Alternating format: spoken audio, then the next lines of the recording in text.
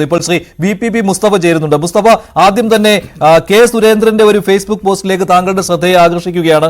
അദ്ദേഹം പറയുന്നത് നിങ്ങൾക്കും ഇഷ്ടമുള്ള ഒരു കാര്യമാണ് UDF മൂന്നാമതാകും എന്നുള്ളതാണ്. പക്ഷേ രണ്ടാമത് LDF ആണെന്നാണ്.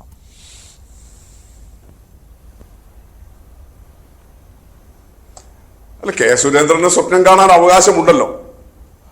അദ്ദേഹം BJPയുടെ സംസ്ഥാന അധ്യക്ഷനായതിനു ശേഷം കേരളത്തിൽ BJPക്ക് ഒരു സീറ്റ് കിട്ടണം.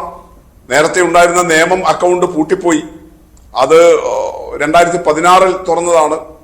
അദ്ദേഹം വന്നതിന് ശേഷം അങ്ങനെ കാര്യമായിട്ടുള്ള ഒരു മുന്നേറ്റം ഇപ്പൊ തൃശ്ശൂരിലേത് അങ്ങനെ ഒരു BJPയുടെ സംഘടിതമായ വിജയം എന്ന് പറയാൻ അവർ പോലും തയ്യാറാകുന്നില്ല.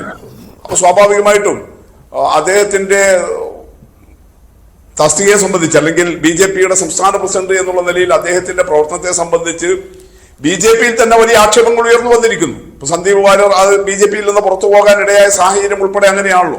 അദ്ദേഹം വേറെ എന്തെങ്കിലും രാഷ്ട്രീയം സന്ദീപ് പറഞ്ഞിട്ടില്ല, നിലപാടുകളോ ആശയങ്ങളോ ഒന്നും പറഞ്ഞിട്ടില്ല. ആകെ പറഞ്ഞത് അധികാരം പങ്കിടുന്നതുമായി ബന്ധപ്പെട്ട് ഇദ്ദേഹവുമായിട്ട് കെ സുരേന്ദ്രനുമായിട്ടുള്ള തർക്കം മാത്രമാണ്.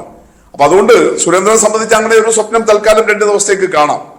എന്നാൽ യഥാർത്ഥത്തിൽ പാലക്കാട്ടെ റിസൾട്ട് എന്ന് പറയുന്നത് കഴിഞ്ഞ 2019 ലോക്സഭാ തെരഞ്ഞെടുപ്പിന് ശേഷം നടന്ന സംസ്ഥാനത്തെ നിയമസഭാ തെരഞ്ഞെടുപ്പുകളിൽ ഇടതുപക്ഷം നേടിയതുപോലെയുള്ള ഒരു മുന്നേറ്റം ഉണ്ടാക്കുന്ന വിധത്തിലായിരിക്കും 2024 ലോക്സഭാ തെരഞ്ഞെടുപ്പിന് ശേഷം ഇപ്പോൾ നടക്കുന്ന ഉപതെരഞ്ഞെടുപ്പുകളിലെയും റിസൾട്ട് ഉണ്ടാകാൻ വേണ്ടി പോകുന്നത്.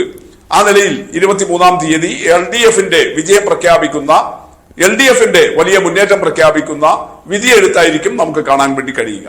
ശരി, ആത്മവിശ്വാസം പ്രകടിപ്പിക്കുകയാണ് ശ്രീ VPP മുസ്തഫ. എന്തായാലും പോളിംഗ് ശതമാനത്തിൽ കുറവുണ്ടായിട്ടില്ല എന്നുള്ളത് ശ്രദ്ധേയമാണ്. ഉച്ചവരെ അങ്ങനെയായിരുന്നു സൂചന. പക്ഷേ ഉച്ചയ്ക്ക് ശേഷം പോളിംഗ് ശതമാനം കുതിച്ചുയരുന്ന കാഴ്ചയാണ് കണ്ടത്.